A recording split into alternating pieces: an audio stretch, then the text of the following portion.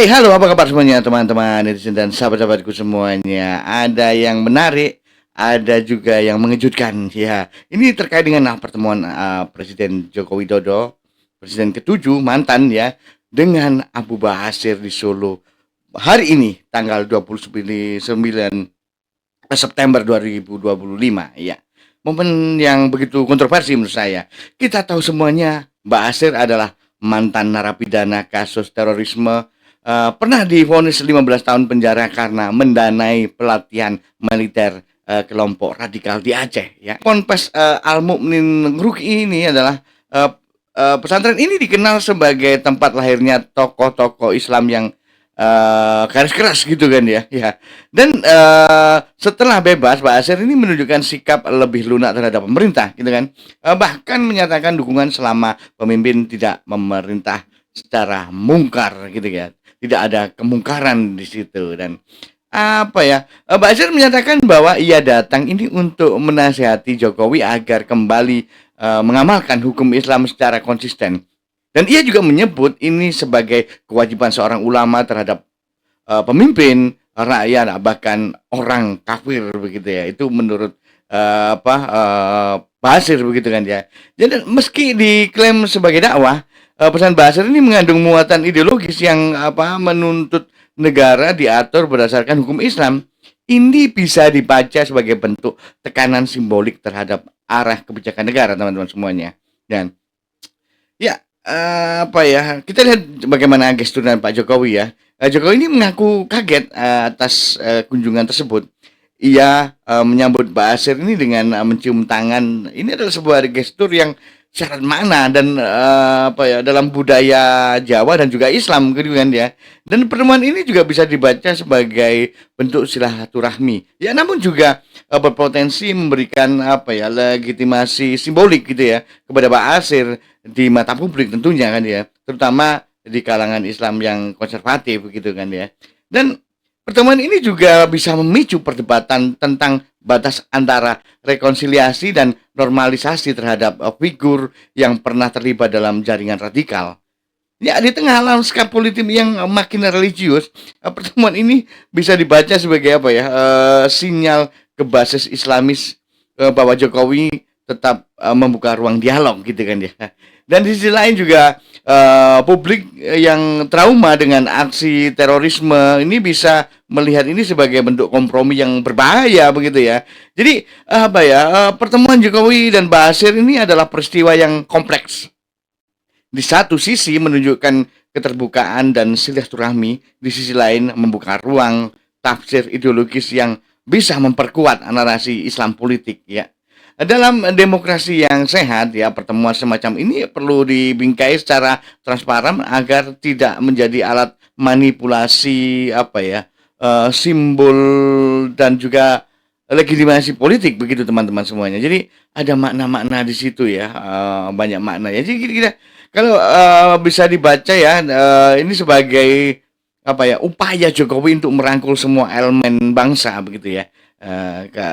Maknanya begitu mungkin ya. Termasuk mereka yang pernah berseberangan secara ideologis gitu ya. Seperti Pak Asir ini secara ideologis kan berseberangan begitu ya, tapi berusaha dirangkul oleh Pak Jokowi ya. Namun ada risiko loh ya bahwa pertemuan ini memberikan kesan bahwa figur dengan riwayat ekstremisme ini bisa kembali ke panggung politik atau publik ya tanpa refleksi kritis gitu ya. Dan Basir menyampaikan nasihat agar Jokowi ini mengamalkan Islam secara konsisten ya. Yang bisa dimaknai ini sebagai dorongan menuju negara berbasis syariat begitu kan ya. Atau mungkin bagaimana teman-teman semuanya ya.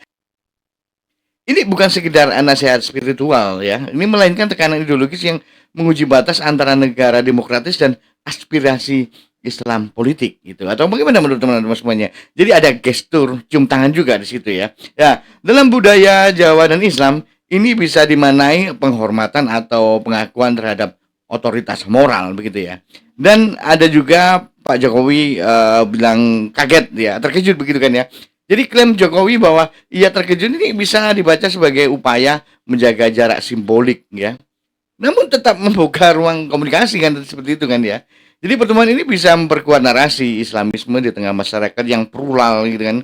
Jadi publik yang pernah mengalami dampak terorisme ini bisa merasa resah ya, seolah negara ini bukan ruang kepada figur kontroversial tanpa pertanggungjawaban historis, kan begitu kan teman-teman semuanya ya. Di tahun-tahun menjelang transisi kekuasaan, gestur semacam ini bisa dibaca sebagai sinyal ke kelompok Islam konservatif ya. Namun juga tidak disertai penjelasan transparan. Publik bisa menafsirkan pertemuan ini sebagai bentuk kompromi politik yang bersiko, gitu kan ya. Jadi seperti itu teman-teman semuanya. Jadi banyak media ini menyoroti sisi silaturahmi dan kejutan tentang Pak Jokowi menyatakan itu. Inilah menekankan bahwa Ba'asyir ini datang tanpa pemberitahuan ya kepada Jokowi. Ini tiba-tiba datang dan Pak Jokowi terkejut seperti itu teman-teman semuanya ya. Dan cenderung menyoroti pesan bahwa Ba'asyir ini sebagai nasihat ulama kepada pemimpin dengan narasi bahwa Jokowi menerima dakwah dan menunjukkan penghormatan, begitu kan ya. Lebih krisis lagi ya, mempertanyakan kenapa sih figur dengan riwayat ekstremisme ini diberi panggung, gitu kan ya. Dan apakah ini bentuk kompromi politik menjelang transisi kekuasaan atau mungkin bagaimana teman-teman semuanya? Iya. Jadi elit pemerintah ini sebagian besar ini memilih diam atau menyebutnya sebagai urusan pribadi mantan presiden tuh.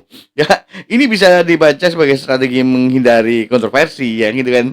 Dan juga dalam di tokoh Islam moderat ya, ada yang menyambut baik maksudnya ya, sebagai bentuk rekonsiliasi ya. Tapi juga yang mengingatkan agar tidak mengaburkan batas antara dakwah dan juga ideologi politik, seperti itu teman-teman semuanya ya. Selain itu juga di aktivitas HAM dan anti terorisme menyuarakan kekhawatiran bahwa pertemuan ini bisa menjadi memberikan legitimasi ya kepada narasi intoleran dan mengabaikan trauma korban terorisme, seperti itu teman-teman semuanya ya. Jadi publik terbelah antara yang melihat ini sebagai langkah bijak dan yang menganggapnya sebagai bentuk pembiaran terhadap ideologi radikal, gitu kan ya. Jika ya figur ekstrim ini diberikan panggung ya, kelompok moderat bisa merasa tersisih.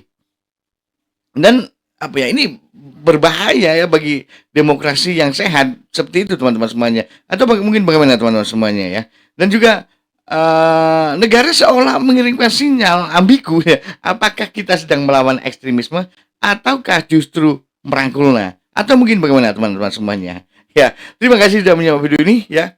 Jadi banyak pada akhirnya banyak pernyataan, pertanyaan-pertanyaan yang begitu ya spektakuler terkait dengan pertemuan mantan Presiden ke-7 Joko Widodo ini dengan Abu Bakar Ba'asyir, begitu teman-teman semuanya. Terima kasih sudah menyimak video ini.